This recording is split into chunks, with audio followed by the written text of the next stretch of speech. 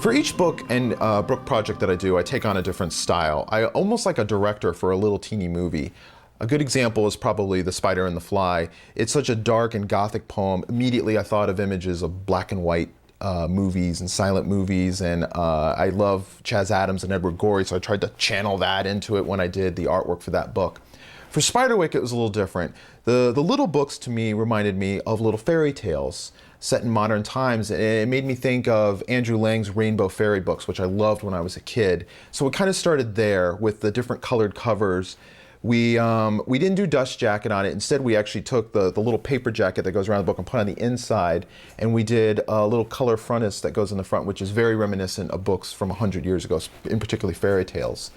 That was kind of the start for those. For the big field guide, it was a lot harder. I wanted this stuff to look as real as possible. It meant a lot of homework, a lot of reference.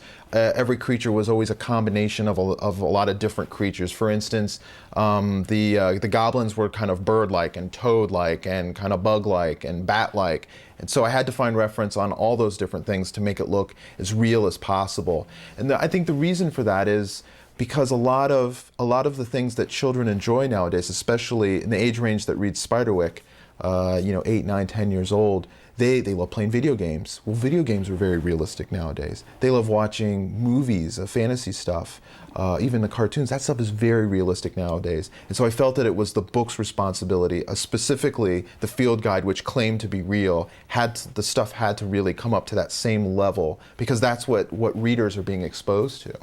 So a lot of research and homework went into the field guide and making it look as authentic as possible.